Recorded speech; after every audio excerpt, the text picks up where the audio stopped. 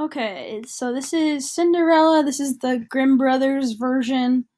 Um, yeah, so we'll go ahead and read this. A rich man's wife became sick, and when she felt that her end was drawing near, she called her only daughter to her bedside and said, "Dear child, remain pious and good, and when our dear God will and then our dear God will always protect you, and I will look down on you from heaven and be near you." With this, she closed her eyes and died. The girl went out to her mother's grave every day and wept, and she remained pious and good. Pious means like deeply religious. When winter came, the snow spread a white cloth over the grave, and when the spring sun had removed it again, the man took himself another wife. The wife brought two daughters into the house with her. They were beautiful, with their faces but evil and dark hearts. Times soon grew very bad for the poor stepchild. "Why should that stupid goose sit in the parlor with us?" they said. "If she wants to eat bread, then she will have to earn it. Out with this kitchen maid." They took her beautiful clothes away from her, dressed her in an old gray smock, and gave her wooden shoes. "Just look at the proud princess! How decked out she is!" they shouted and laughed as they led her into the kitchen. Then she had to do hard work from morning until evening, get up before daybreak, carry water, bake the fires, cook and wash. Besides this, the sisters did everything imaginable to hurt her. They made fun of her, scattered peas and lentils into the ashes for her, so that she had to sit and pick them out again.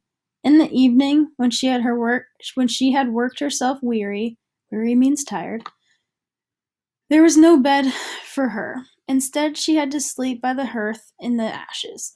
And because she always looked dusty and dirty, they called her Cinderella. One day it happened that her father was going to the fair, and he asked his two stepdaughters what he should bring back for them. "Beautiful dresses," said the one. "Pearls and jewels," said the other. "And you, Cinderella," he said, "what do you want?" "Father, break off for me the first twig that brushes against your hat on your way home." So he brought beautiful dresses, pearls, and jewels for his two stepdaughters. On his way home, as he was riding through a green thicket, a hazel twig brushed against him and knocked off his hat. Then he broke off the twig and took it with him. Arriving home, he gave his stepdaughters the things that they had asked for, and he gave Cinderella the twig from the hazel bush. Cinderella thanked him, went to her mother's grave, and planted the branch on it, and she wept so much that her tears fell upon it and watered it. It grew and became a beautiful tree. Cinderella went to this tree 3 times every day, and beneath it she wept and prayed. A white bird came to the tree every time, and whenever she expressed a wish, the bird would throw down to her what she had wished for. Now it happened that the king proclaimed a festival that was to last 3 days. All the beautiful young girls in the land were invited, so that his son could select a bride for himself. When the two stepsisters heard that they had been invited, they were high in spirits. They called Cinderella, saying, "Comb our hair for us, brush our shoes, and fasten our buckles. We are going to the festival at the king's castle." Cinderella obeyed, but wept because she, too, would have liked to go to the dance with them. She begged her stepmother to allow her to go. "You, Cinderella," she said, "you all covered with dust and dirt, and you want to go to the festival? You have neither clothes nor shoes, and yet you want to dance?" However, because Cinderella kept asking, the stepmother finally said, "I have scattered a bowl of lentils into the ashes for you. If you can pick them out again in 2 hours, then you may go with us." The girl went through the back door into the garden and called out, "You tame pigeons, you turtle doves, and all you birds beneath the sky, come and help me gather. The good ones go into the pot, the bad ones go into your crop."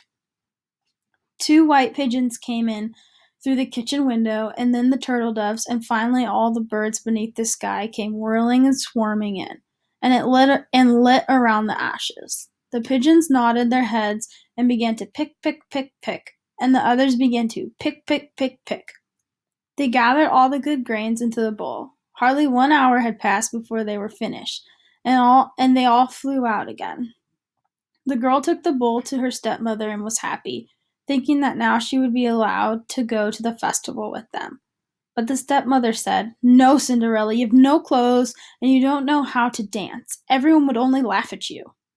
Cinderella began to cry, and then the stepmother said, "You may go if you are able to pick 2 bowls of lentils out of the ashes for me in 1 hour."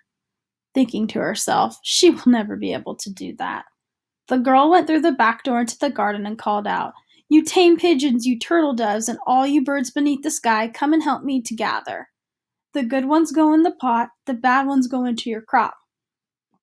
2 white pigeons came into the kitchen window, and then the turtle doves, and finally all the birds beneath the sky came whirling and swarming in and lit around the ashes. The pigeons nodded their heads and began to pick, pick, pick, pick, and the others also began to pick, pick, pick, pick. They gathered all the good grains into the bowls. Before a half-hour had passed, they were finished, and they all flew out again. The girl took the bowls to her stepmother and was happy, thinking that now she would be allowed to go to the festival with them. But the stepmother said, "It's no use, you are not coming with us, for you have no clothes and you don't know how to dance. We would be ashamed of you." With this she turned back to Cinderella and hurried away with her two proud daughters. Now that no one else was at home, Cinderella went to her mother's grave beneath the hazel tree and cried out, "Shake and quiver, little tree, throw gold and silver down to me." Then the bird threw a gold and silver dress down to her, and slippers embroidered with silk and silver. She quickly put on the dress and went to the festival. Her stepsisters and stepmothers did not recognize her.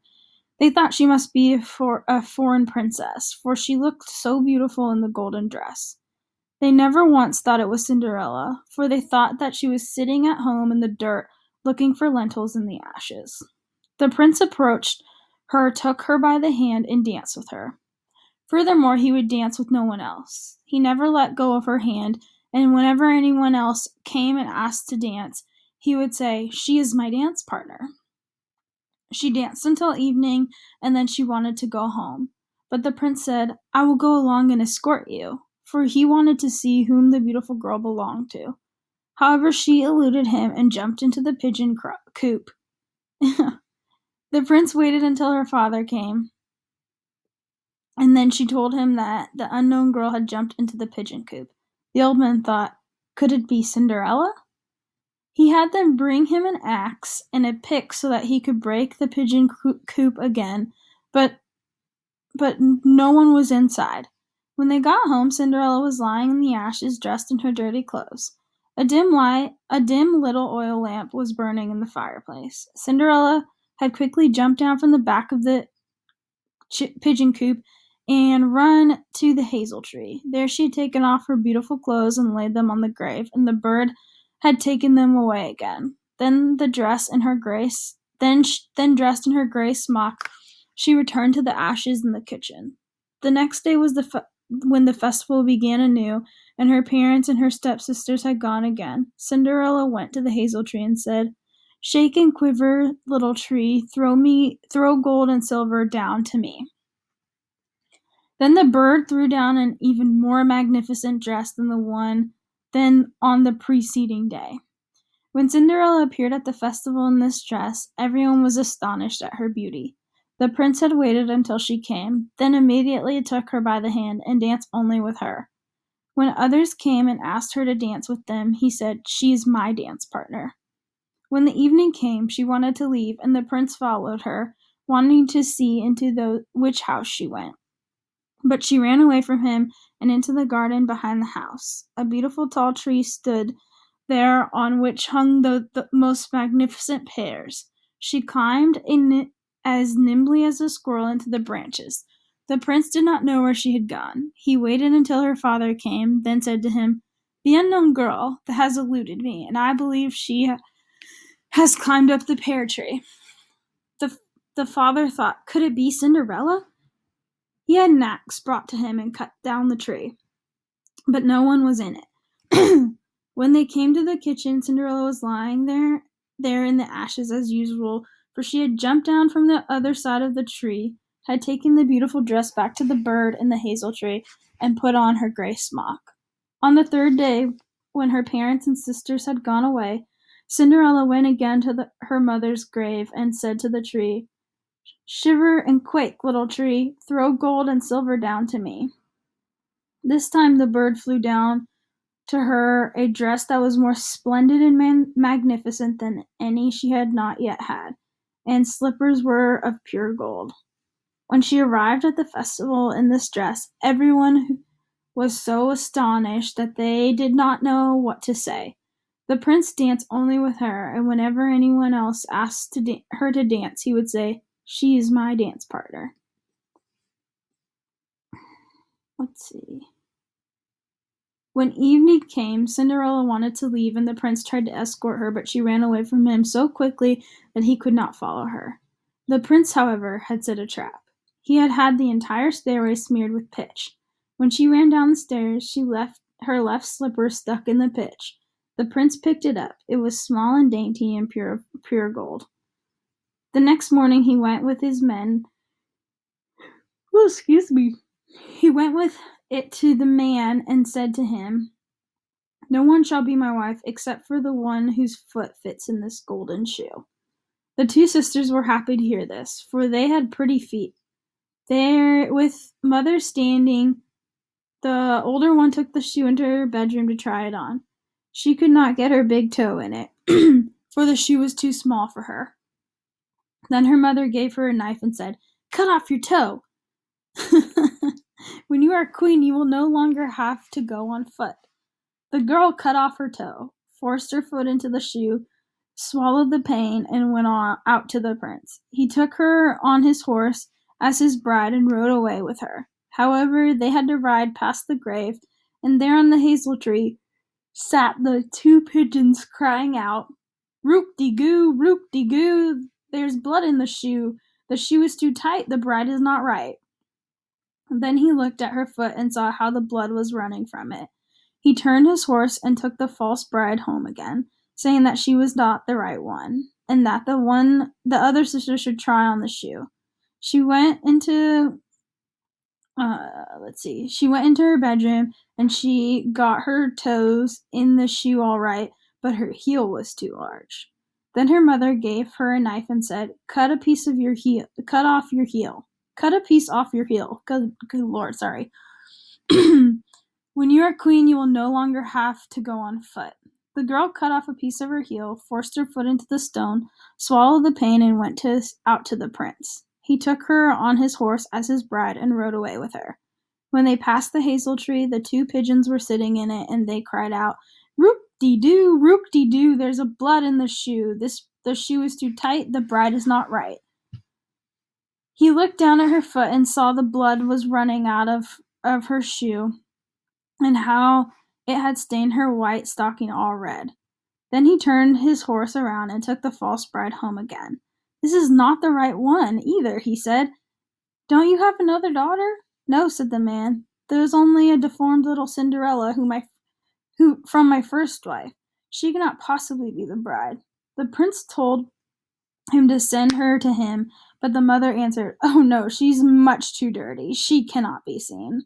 But the prince insisted on it, and they had to call Cinderella. She first washed her hands and face clean, and then went and bowed down before the prince, who gave her the golden shoe. She sat down on a stool, pulled her foot out of the heavy wooden shoe, and put it into the slipper, and it fit perfectly. When she stood up, the prince looked her into her face, and he recognized the beautiful girl who had danced with him. He cried out, "She is my true bride."